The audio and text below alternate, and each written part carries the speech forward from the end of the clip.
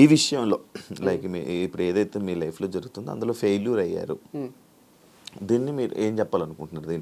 దీంట్లో great life lesson ఉంది. నాకే కాదు, నా గురించి మాట్లాడిన వాళ్ళకి అందరిది ఒక చాప్టర్ లాగా తీసుకుంటే ఇంతకన్నా మోటివేషన్ ఒకటి ఉండదు. అంటే చెప్పాల్సిన అవసరం లేని మోటివేషన్. ఒక పర్సన్ హైలో స్టార్ట్ అయ్యిండు, మ్యారేజ్ వీడియోస్, మ్యారేజ్ అవి ఫుల్ వ్యూస్ వస్తుండే, మా ఫోటోలకు ఫుల్ లైక్స్ వస్తుండే. తర్వాత డివర్స్ అయినాక నువ్వు వేస్ట్ కానివి అది ఇది హీరోలా చూసిన వాళ్ళే జీరోలా చూసిండ్రు. మళ్ళీ ప్రొఫెషనల్గా కూడా అందరు హీరోలా చూసిండ్రు, లాస్ట్కి జీరోలా చూసిండ్రు. నేను ప్రొఫెషనల్గా జీరో అయితే సెలబ్రేట్ చేసుకుందాం అనుకునే వాళ్ళు కూడా బాధపడ్డారు. మీరు కమెంట్స్లో నాకు మా అన్న ఒకటి రెండు చెప్పిండు, నన్ను బాగా నెగిటివ్ చేసి నన్ను వీడు నాశనం అయిపోవాలి, వీడు అమ్మాయిలతో తిరుగుతుండు అది ఇది అనుకున్న వాళ్ళు కూడా అరే మా వల్లనే ఏమైనా క్లోజ్ అయిందా అని బాధపడుతున్నారు. అంటే దీంట్లో ఏముందంటే లెసన్, ఒక ఎంపైర్ కూలిపోవాలంటే వాళ్ళే తప్పు చేయాల్సిన అవసరం లేదు, చుట్టూన్న వాళ్ళ తప్పుల వల్ల కూడా దాన్ని కూల్చేయచ్చు. వెన్నుపోటు అంటారు కదా, సో ఇది ఒక పెద్ద వెన్నుపోటు లాంటిది. ఇది నన్ను నేను ఊరేసుకొని చచ్చిపోలే, నేను వెనుక నుంచి వచ్చి కుచ్చి చంపినట్టు ఇది. సో నన్ను ఏం చేయలేక నా ఫార్మ్స్ ని చేసేసిండ్రు అని, అది కూడా హార్ట్ బ్రేకే. అంటే చాలా చాలా సెన్సిటివే ఇది, ఎందుకంటే లక్షల అప్పు ఉంది, అంటే చాలా అప్పు ఉంది. వాళ్ళందరూ అడుగుతున్నారు, వాళ్ళకి ఏం చెప్పాలో అర్థం కాదు, టైం తీసుకుంటున్నా. అండ్ దాంతోపాటు నెక్స్ట్ ఇన్కమ్ సోర్స్ ఏది లేదు నాకు, అందుకే ఇంత బాధపడుతున్నారేమో పేరెంట్స్ కూడా. అండ్ నా ప్లేస్లు ఉంటే వేరే వాళ్ళు సూసైడ్ చేసుకునే ఛాన్సెస్ ఎక్కువనే ఉండే. నేను బయటికి నవ్వుతున్నా కానీ చాలా సఫకేటింగే ఉంది.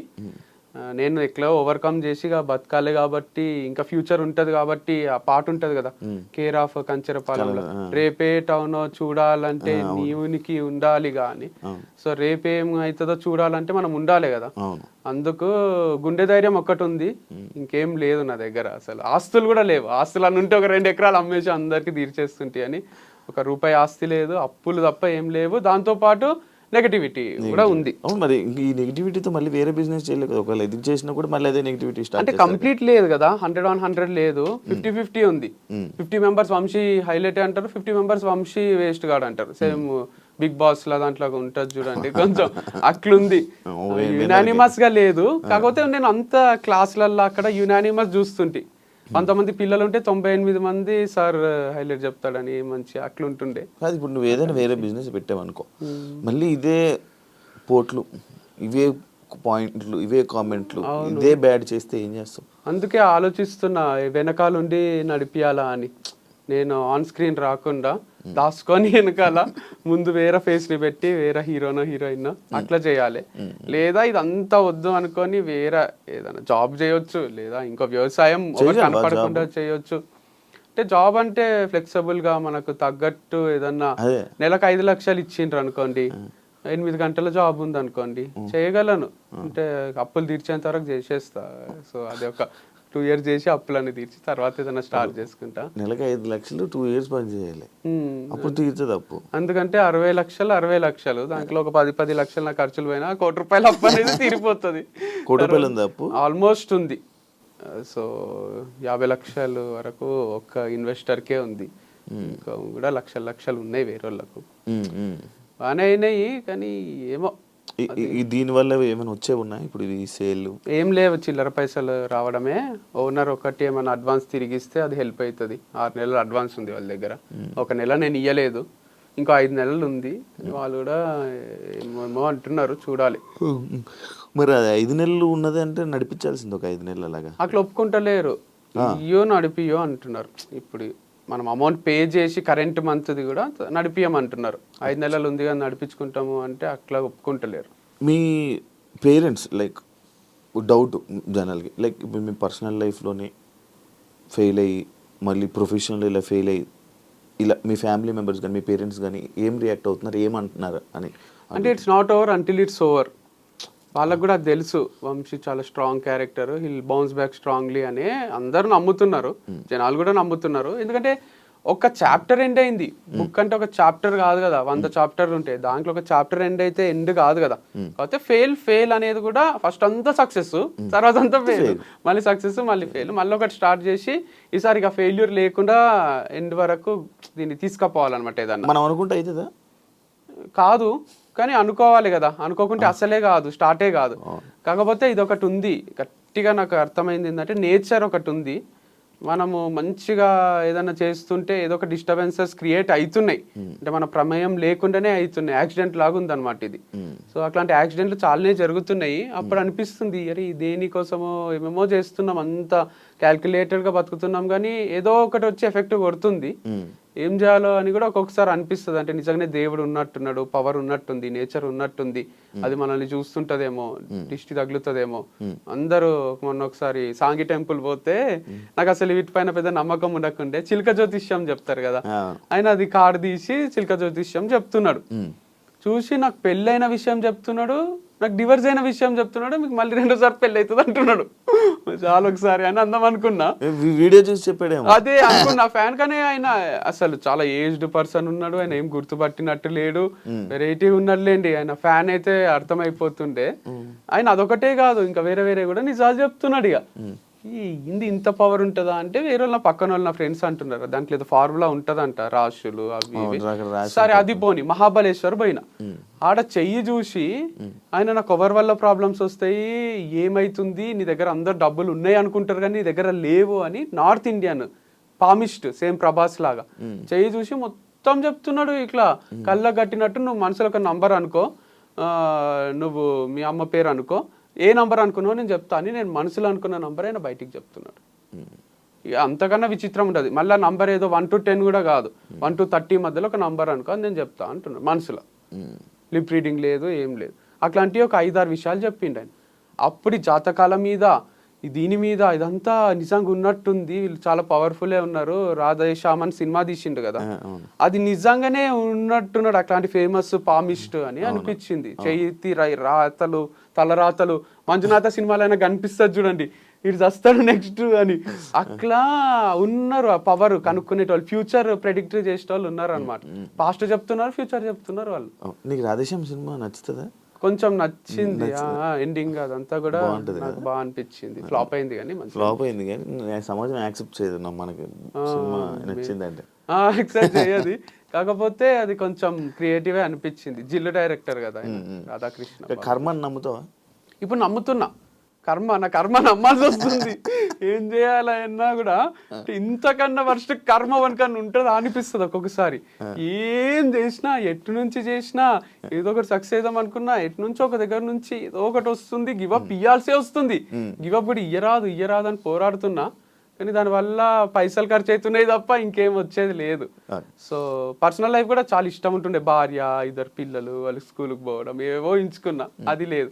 వంశీ ఫార్మ్స్ కూడా సరే ఇది ఉంటుంది, ఇక మనకు డబ్బులు వస్తాయి, ఇట్లా చేసుకోవాలి అట్లా చేసుకోవాలని ఏవో ప్లానింగ్స్ ఉండే, అది లేదు. ఒకరోజు ఊరికే డిఫెండర్ కొంటున్నా అని పెట్టిన, ఎట్లుంటుందో రియాక్షన్ చూద్దామని.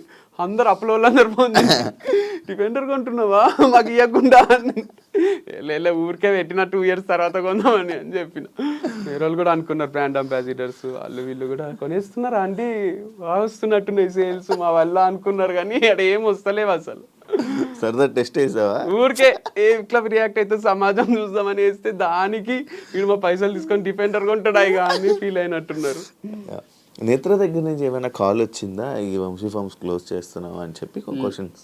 లేదు అసలు రాలేదు. కాల్ ఏం కావాలి మెసేజ్ అంటే మేము టచ్ లోనే లేము. పోస్ట్ డివర్స్ ఒక్క సెకండ్ ఒక్క రోజు కూడా టచ్ లో మధ్యలో ఉండే వాళ్ళు ఏం నా మధ్యలో కూడా ఎవ్వరు మాట్లాడలేదు అసలు. జస్ట్ మా ఫ్రెండ్స్ రిలేటివ్స్ కొంతమంది ఫోన్ చేసిండ్రు అంతే, వంశీ ఉన్నాడా పోయిండా అని తెలుసుకుందామని. మీ వైఫ్ ఈ పాపము ఇలా తగలడం వల్లే ఈ ఫామ్ హౌస్ ఇలాగ అయ్యింది. ఎక్స్ వైఫ్ ఇలా దాని ఈ పాయింట్కి మీరు ఇచ్చే సమాధానం? ఏమో మరి తిట్టుకునింటే తగులుతుందేమో, తిట్టుకుంది అని అయితే ఏమో గ్యారంటీగా నేను చెప్పలేను. అదైతే ఉంటది అంటారు నరదృష్టి అనేది, ఒకటి తిట్టుకోవడం అనేది. చేపలు పెట్టి పోతారు చూడండి, మట్టి కొట్టుకొని పోతావు రా నువ్వు, మట్టి కొట్టుకొని పోతావు, ఇలా తీసి పని మనుషులు కూడా మనము జీతం టైంకి ఇవ్వకుంటే నాశనం అయిపోతారు, పురుగులు పడిపోతారు అంటారు కదా.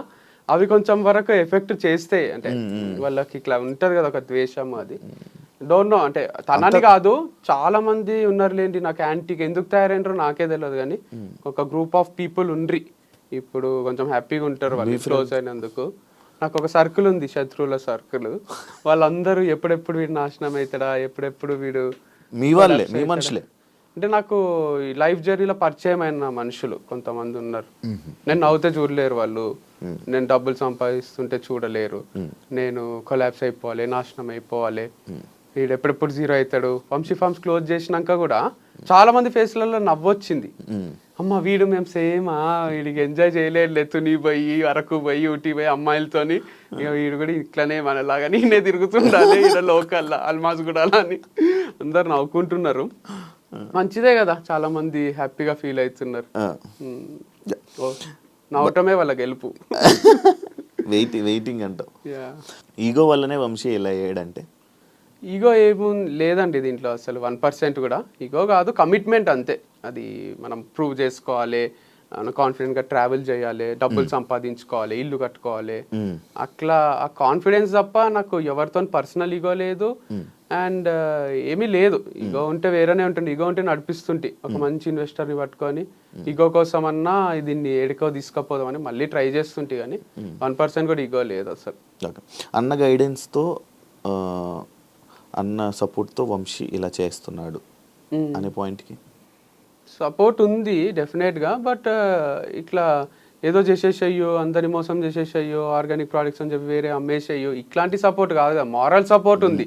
మూడు పక్క నుండి ఎప్పుడన్నా మానిటరీగా డబ్బులు ఏమైనా కొన్ని అవసరం పడితే ఇవ్వడము, లేదా మారల్ సపోర్ట్ నేను లో అవుతున్నప్పుడు వంశీ లైట్ తీసుకో అని చెప్పడం, అంతవరకే ఉన్నాడు తప్ప మా అన్న సపోర్ట్ చూసుకొని చేయడానికే. ఇప్పుడు మా అన్న ఏమి చీఫ్ మినిస్టర్ కాదు, ప్రైమ్ మినిస్టర్ కాదు.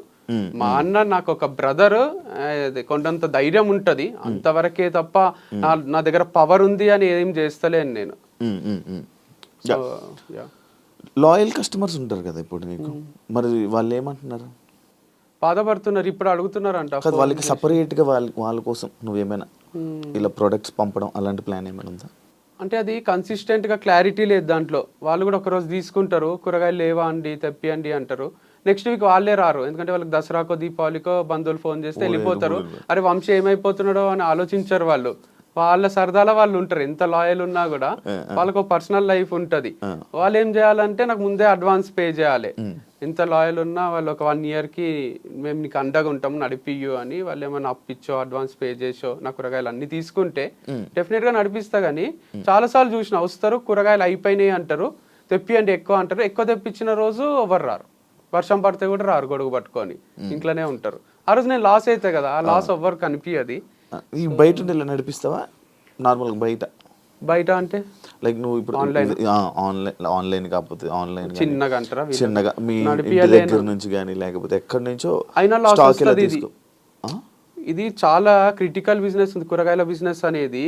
వాళ్ళు గంపలలో తెచ్చి రోడ్ పైన పెట్టుకొని అమ్ముతారు చూడండి, వాళ్ళకి ఒకటే క్లిక్ అవుతుంది. ఇది వాళ్ళకి ఇన్వెస్ట్మెంట్ ఉండదు, ఆ ప్లేస్ కి రెంట్ కట్టాల్సిన అవసరం ఉండదు. తెస్తారు, కొన్ని అమ్ముకుంటారు, కొన్ని వేస్ట్ అయితే లాస్ట్ లో చీప్ ఇచ్చేస్తారు, వెళ్ళిపోతారు, వాళ్ళకి కొంతవరకు మిగులుతుంది. మనము నడిపియాలంటే ఒక రోజు ఎక్కువ ఒక రోజు తక్కువ, దీంట్లో బ్యాలెన్స్ క్రియేట్ అయితే లేదు అసలు. చాలా చాలా డేంజరస్ ఉంది. దానికి తోడు అట్లేదన్నా చేద్దామా అంటే బయట నుంచి నెగటివ్, వీడు బేగం బజార్లోనో బయట కూరగాయల మార్కెట్లోనో కూరగాయలు తెచ్చి ఆర్గానిక్ అని చెప్పి అమ్మేస్తున్నాడు అని అంటున్నారు. సో బయటనే కొంటారు కదా అట్లాంటప్పుడు. మరి నీకు ఇప్పుడు ఇన్ని రోజులు ఇచ్చిన రైతుల పరిస్థితి ఏంటి వంశీ? తీసుకోవద్దు అదే ఫీల్ అవుతున్నారు, అవసరం లేవు డబ్బులు, నువ్వు 6 నెలల తర్వాత ఇయ్యు, మా దగ్గర తీసుకో అంటున్నారు. కానీ ఆ కూరగాయలు ఒక్కదాంతో నడే అందరు ఇవ్వాలి ఇక నాకు హనీ గీ అన్ని సరుకులు మొత్తం అందరూ ఉద్ధరిస్తే నడిపిస్తా. కానీ మళ్ళీ మీకు తిరిగిస్తానో లేదు చెప్పలేను నేను డబ్బులు, ఎందుకంటే దీనిపైన చాలా ఫ్యాక్టర్స్ ఆధారపడి ఉన్నాయి.